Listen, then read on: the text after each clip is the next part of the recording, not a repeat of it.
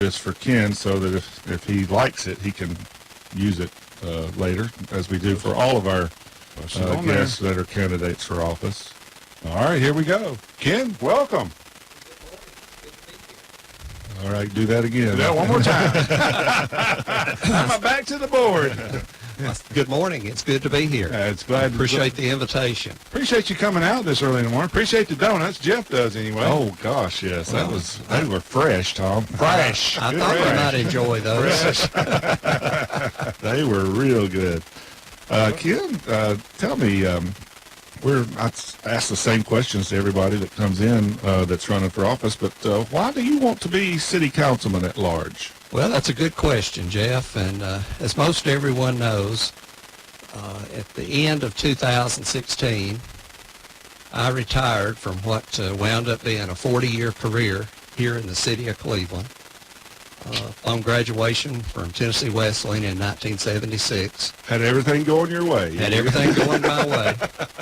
But upon graduation from Tennessee Wesleyan in 1976, I had the opportunity to go to work with Tommy Randolph and Jerry Kersey here in Cleveland in their accounting firm, and spent 5 years there as a staff accountant, which was a great training ground for the rest of my career. I then spent 6 years at American Uniform Company as chief accountant, working with wonderful individuals in our community like Gary Smith, John Ward, Frank Miles, Ken Hart. Was it before? Mr. Miles had already retired okay. by the time I went to work there. And then in 1987, I had the opportunity to go to Cleveland Utilities and work for two great mentors to me, Joe Beavers and Tom Wheeler.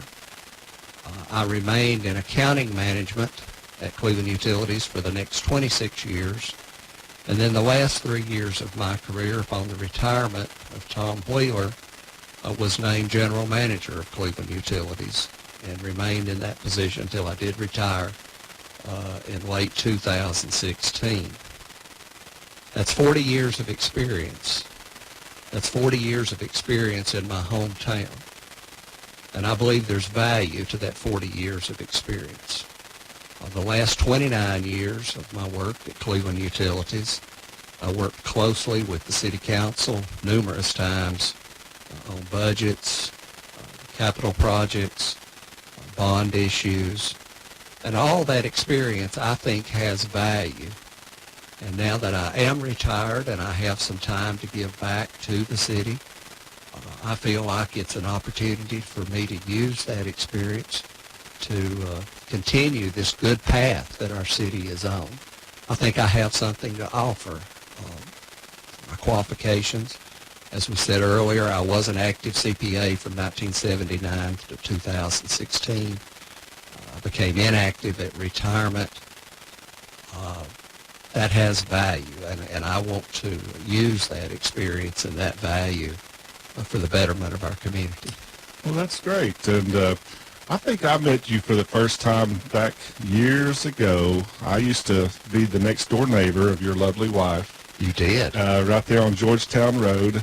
And I used to see you coming up, driving up and picking her up when you were courting her.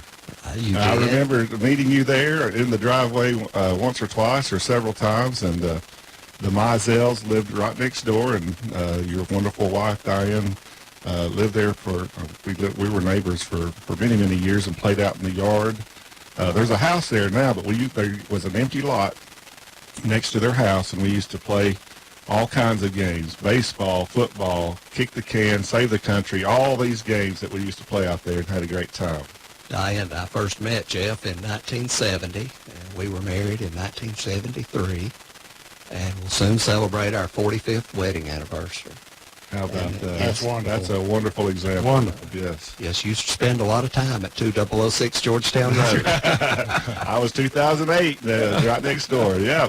All right. Well, what do you see, Ken, as the greatest needs for our community, for the city of Cleveland right now? Well, when I first started thinking about this, I sat down and I established some priorities, Jeff. And Not to say that these are all inclusive, because there are other issues that need addressing, but there are 7 things that I think specifically we need to concentrate on in Cleveland. And number 1 is public safety. If local government is not supposed to do anything else, it is supposed to provide for the safety of its citizens. I think it's important that citizens feel safe in their home, on the streets, and I also think it's important that those that are providing that safety for us are given the tools and resources that they need in order to provide that service for us. When I was at Cleveland Utilities, our number 1 priority on any job was safety. If we couldn't do the job safely, we didn't do it until we could do it safely. And our first responders, our fire, and our police, they deserve the support that they need with tools, resources, material, equipment, whatever they need in order to help keep us safe. So, in my mind, the number 1 responsibility of local government is public safety. I also think it's important that we be good stewards of the public money. City Council is charged with the job of managing the fiscal affairs of the city. It's important that we do a good job of that, and I think we have done a good job. As we all know, there's always pressures on the budget. There's always competing forces, and we're responsible for balancing those forces. We have some issues in our budget with just the pressures that have come from the growth that we have seen. We're finishing up the completion of Fire Hall number 6, hiring firemen for that fire hall. All those things bring pressures on the budget, so it's important that we manage that in an effective way. We do have debt in the city. I think it's important that we manage and monitor that debt, particularly from the standpoint of the fixed rate debt versus the variable rate debt. Just this morning before I came in, I was reading an article about how we're seeing an uptick in interest rates. Yep. And we need to be sure that we have not set ourselves up in a position where that slips up and bites us if we have too much variable rate debt. Variable rate debt is a wonderful tool to use, but we need to be sure that we're in a position that we can convert it to fixed if need be before interest rates do rise up and bite us. Well, they do say that there's a plan to continue to raise interest rates, that this is not going to be the only time that it happens. It's probably going to happen again relatively soon. They're trying to cool down the economy. Yeah, they're talking about 4 more times this year. It's a possibility. It went up a quarter, so, and that's a great point, Ken. I'm glad you brought that up, because the city we do have somebody that's met with Joe and them yesterday that's actually looking at redoing our debt and trying to get more to the fixed side, just what you were saying versus variable. We're kind of, variable is a good thing to have, like you said, when you have smaller projects. But we took a huge step this time with the new school, Exactly. not to do a variable rate or bond issue, but do a fixed rate. And so we started that process of moving it that way to where we're fixed on that part. So. And I'm glad to hear that we're doing that. It's something that I would like to see us continue doing on an ongoing basis in the future. In addition to the ratio between the fixed and the variable rate debt, it's important that our debt service is somewhat level in the future years, and that we do not have some years that we have peaks in it, which creates frustration in the budget. We just do not want debt service to become the driving force in our budget. We just do not. That's 2 out of 7, huh? That's 2 out of 7. The third one, and other than safety in the community and safety in the schools, these are in no particular order. So please understand that I don't think one of these priorities is any higher than the other. But the next one would be education. we talk about all the great things and the right direction that we're headed in Cleveland. We have a fine school system, and I'm very proud of our school system in the city of Cleveland. And we need to be sure that we're meeting the needs there. You know, we're sending students out into a world that is changing and changing on a daily basis. And we need to be sure that we're giving our teachers and our staff and our administration the tools that they need to prepare these students for what they're going to face out in the world, because it is changing and it's changing daily. Went to Cleveland High's graduation this year. My daughter Carly, she graduated from Cleveland this year, and I was thoroughly impressed with the programs and everything. She won an award for cosmetology. That was a special thing that she liked to do, and she won an award for that. And just the programs that they have over there at Cleveland High, I was very, very pleased with what I saw over there. So very good stuff. All right. Good stuff going on. Mm-hmm. The next issue is our downtown area. And the first thing that I want to say about downtown is I'm proud of what is going on in downtown now. Diane and I had the opportunity to participate in the Dine-Around several weeks ago, and I believe we had 11 different options of food establishments in downtown Cleveland that night. And that's great. I have visited some downtowns recently that are just absolutely dead. They are just boarded up buildings, one right after another. And we have some pockets in downtown Cleveland that obviously could use some upgrades. But the first thing I want to say is that I'm proud of what is going on in downtown Cleveland. Having said that, I think there are some opportunities for us to improve. I know a lot of folks are concerned about parking issues down there. That's an issue that will need to be addressed. I think maybe it's time that we develop some sort of program that allows some sort of incentive for improvements of structures in downtown Cleveland. Not using city funds to do that, but does offer some sort of incentive that would allow us to do that. Very, very important part of our community. When I was growing up here, there was a tremendous amount of retail in Cleveland. I can remember Chase Appliance in Cleveland had a huge turntable that they displayed appliances on. You used to ride on that thing. It was merry-go-round. It was a thrill to get to go down there and ride on the turntable and Chase Appliance. But go to downtown Cleveland and look around. There are two nice furniture stores down there. There are numerous professional offices. I was down there the other morning, on Sunday morning, and I don't know how many churches we have downtown, but a significant number. And parking lots were full. The streets had a lot of parking on it. It's a real asset to our community, and we need to be sure that we continue to support it, improve on it where we can, and maybe bring it back to some of its glory days. Well, Ken, it's funny you said that about incentives downtown, because City Council has been talking about that publicly a little bit, about giving incentives.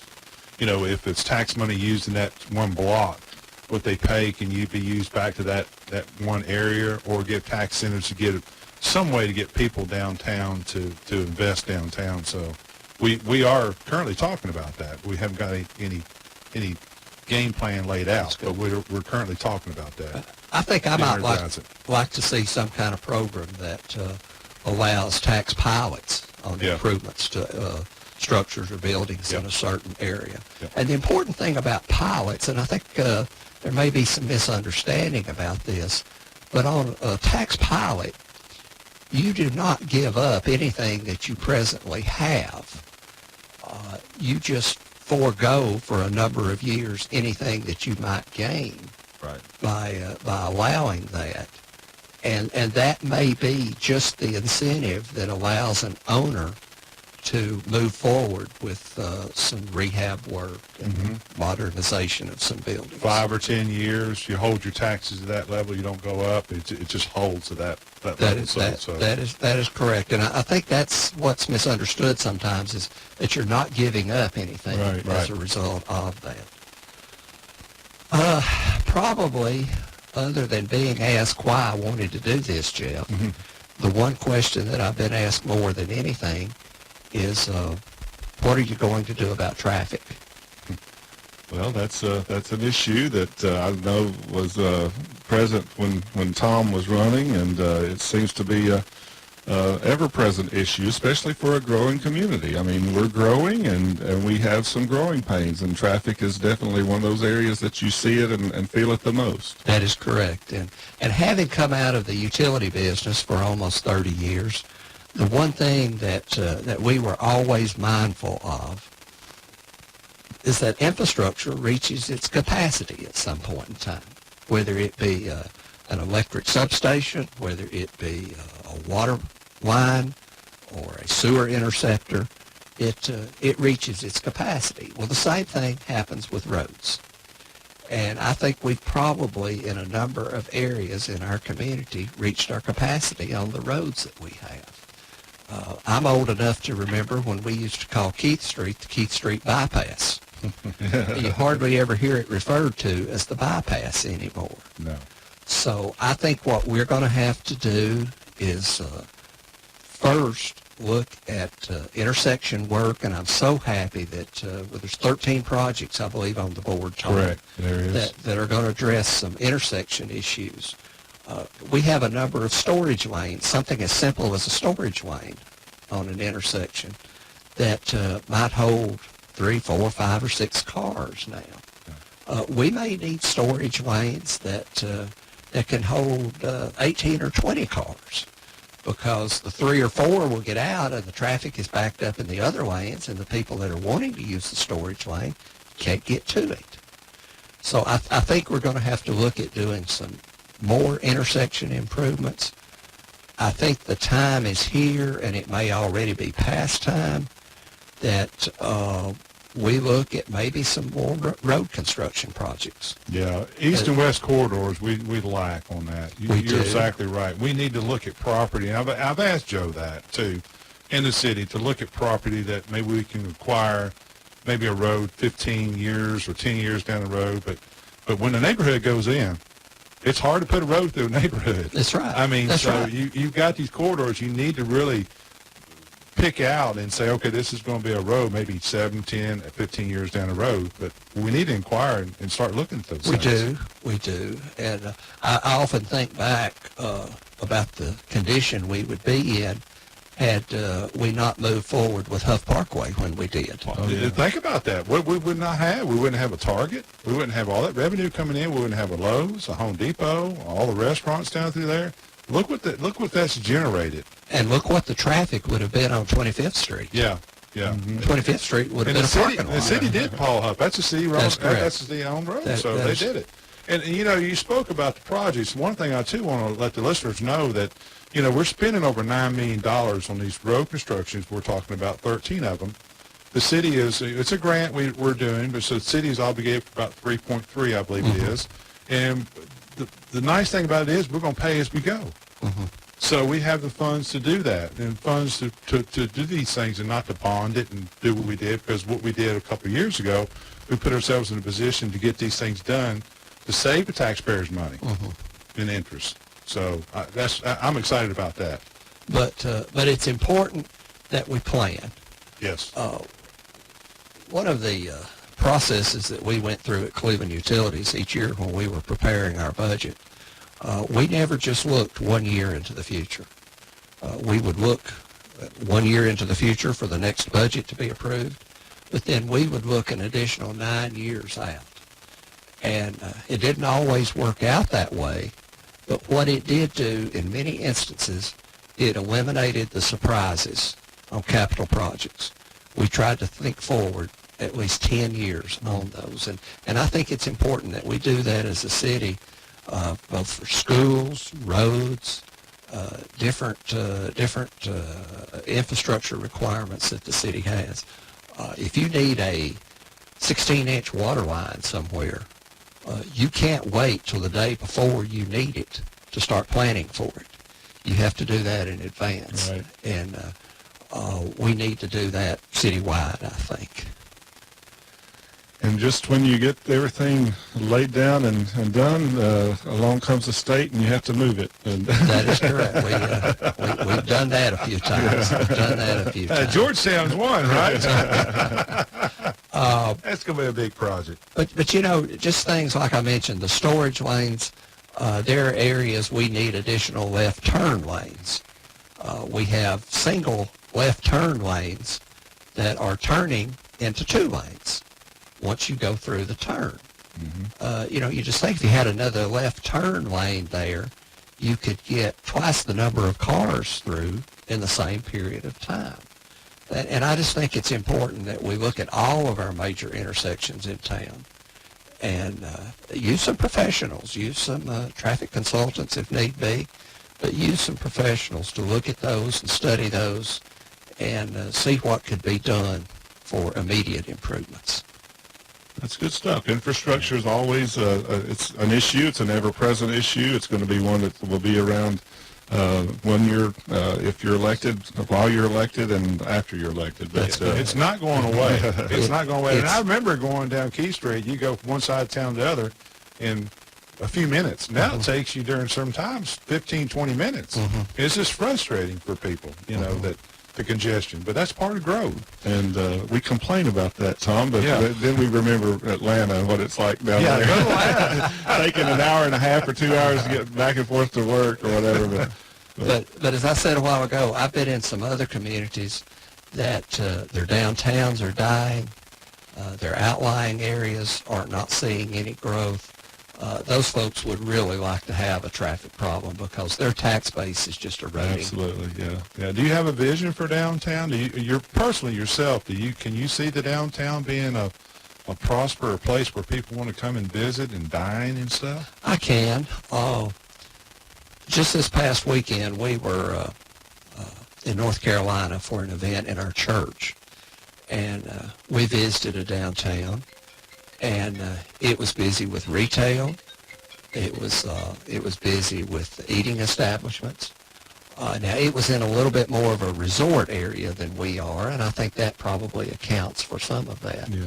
But I think we're going to, if we can get to the point that we give our citizens and those that are visiting our community a reason to be visiting downtown, and that's retail, that's eating establishments, that's events at certain times, then yes, I think we can see our downtown turning around. You know, our museum downtown is a great facility. The Cherokee Chieftain down there that's currently being refurbished, there's no reason in the world that something like that would not draw tourists off the interstate and bring them to our downtown. And while they're there, buy something, generate some sales tax dollars. So, yes, I think it's an important part of the community.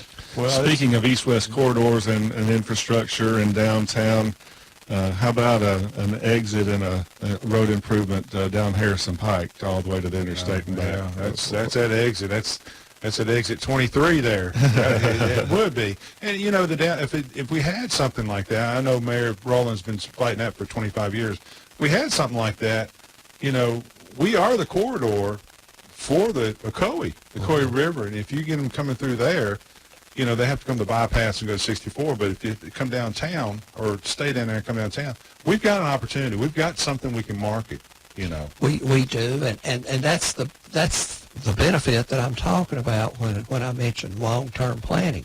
Yeah. We all know if we started planning for exit 23 today, it would be a long time before it was actually there, even if everything went well. Oh, yeah. But until we start the process of planning for it, gaining support for it or asking for support for it, then it's just going to be put off longer and longer. But yes, I would support an exit at Harrison Pike for sure. Yeah, that'd be a corridor straight downtown. You have to go through to go to the Coy River. It would, just boom to downtown because of the traffic. Right now, you have to go about a mile out of the way, getting off to get to downtown. So it's not a straight shot. Most cities you go straight downtown. You get off the exit and you'll go straight downtown. Chattanooga's a good Market Street. You get off Market Street, you go straight downtown. Well, I hope that'll be the next major push. Back when I was in the state legislature, we were pushing hard on Dalton Pike. It needed to be improved. We had a dead man's curve down there that was killing a lot of people. And we pushed and got those improvements. Then along came Highway 11 from Anatole to Charleston or out that way, or to Anatole at least. And now exit 20, that was a big push. And it did take 20 years to get to exit 20. It takes a long time. I mean, but exit 23, I hope that'll be the next big push. Or Georgetown Road was a big push, and we finally got the funding, and that's going to be taking place. So it took about 12 years. Exit 23 should be and could be the next big push. We need that east-west corridor, just like you were saying. We need that as much as anything to relieve congestion other places. So. And it'll shoot right into downtown and help revitalize downtown. Absolutely. Well, Ken, what other things you had? You had a couple more points that you want to make? Yes. I think it's important that from the standpoint of city services, the position that I'm running for is an at-large position. That means that I do not represent any specific district. I represent the whole community, or I will represent the whole community. And I think it's important from the standpoint of the city services that our city does provide that those be equal across the community, whether it's brush and debris pickup, or whether it's garbage pickup, or fire, or police, or whatever service that the city is providing. I think we need to be sure that we have the facilities in place, the manpower in place, that all areas of the community receive the same treatment. I like hearing you say that, and I live in the north section of town, but I feel the same way. I think the whole community should have equal services, and I know there's a perception out there. I don't know that it's accurate. I'm not going to comment on the accuracy of it, but there's a perception out there that the south side of town gets ignored a little bit, the north side gets all the attention, and yada, yada. We heard that from Miracle the other day. She called in, and she lives on the south side, and she sort of feels that, or at least that perception is there. So to try to alleviate that perception or the reality or both, I think is very important. I like to hear you say that, Ken. Well, perception becomes reality. Yeah. It does. And like you say, whether it exists or not, or it's just perceived as existing, we need to be sure that we have policies in place that it doesn't exist. The same thing with opportunities for employment with the city. I think it's important that everyone be given the same opportunity to serve their city as an employee if that's something that they desire to do. And I think from the standpoint of policies and procedures, we need to be sure that we have those in place that allow for that.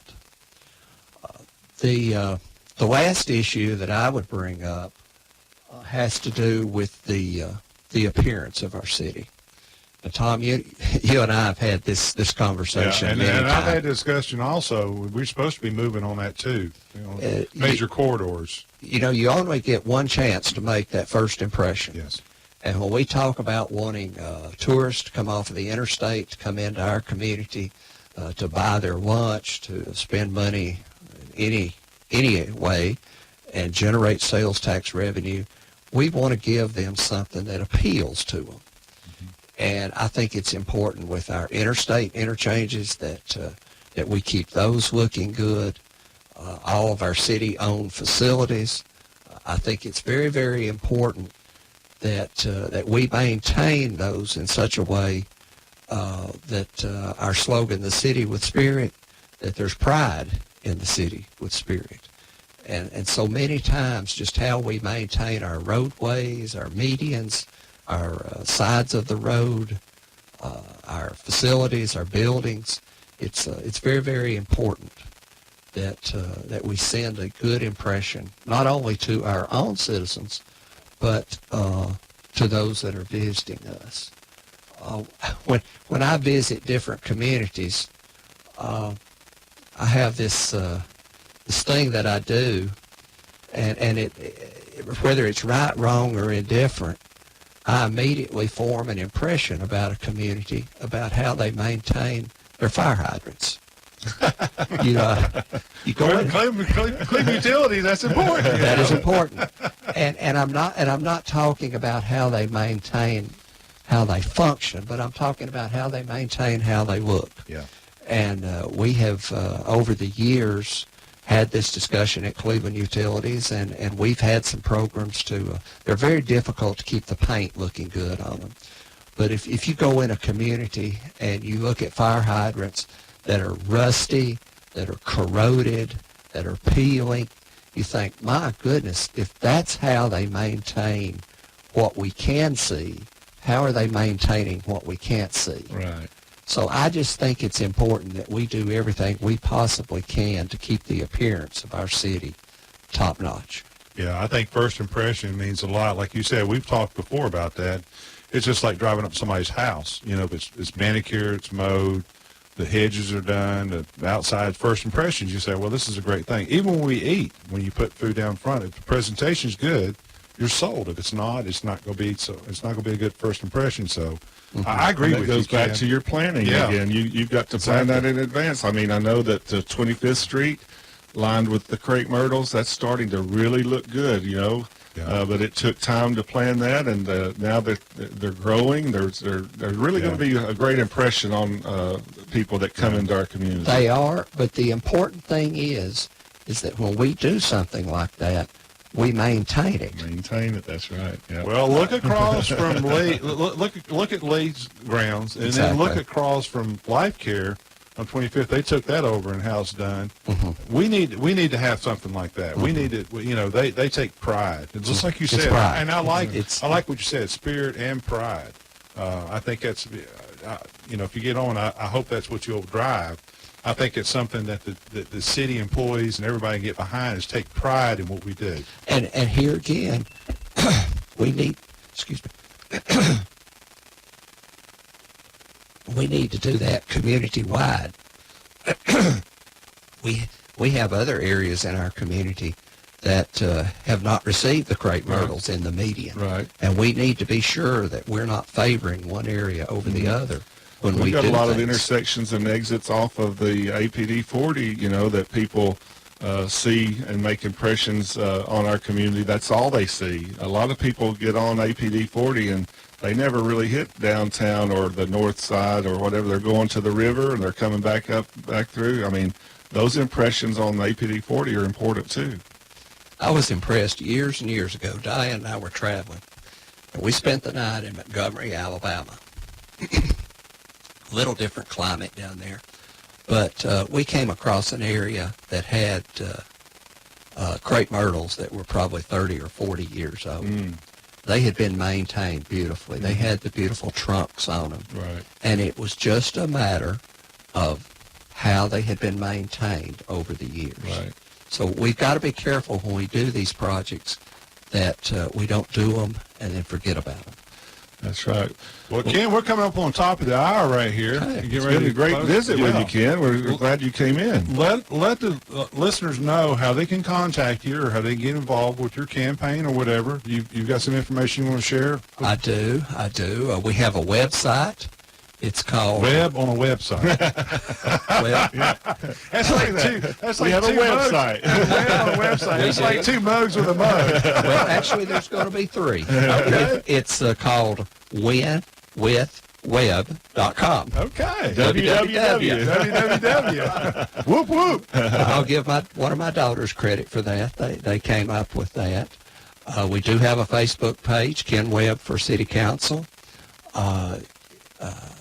Ken at winwithweb.com is our email address. And I don't care to give it to you on the air.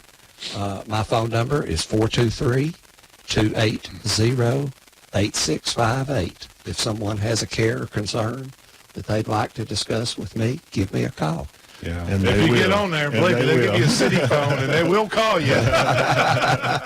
That's okay. That comes with the job. It does, and I really do appreciate it. I appreciate you coming in the studio. Been very enlightening, and I wish you the best. Well, thank in you. the I race. appreciate the opportunity. Thank you, Ken. It's good seeing you again, and good luck in your campaign. We'll offer this same opportunity to your opponent or anybody running for office in this summer. So, but thank you so much for coming in, and good luck out there. Hope you wear out 3 pairs of shoes. So. I'm working on that. Thank you. All right, Jeff, let's go out of here. We're going out, and little David Bowie here. Golden Years. How about that? All right. Don't forget the morning mimosas coming in at 8:30. Here we go. Cleveland, enjoy. We'll be back tomorrow morning at 7:30. Morning Jive with Jeff and Tom.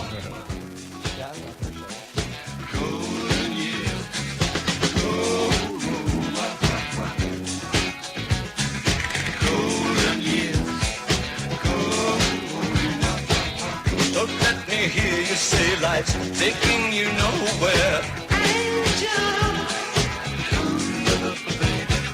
Look at that sky, life's begun. Nights are warm and the days are young. That's my feet are lost, that's all. But I'm begging you save a little soul.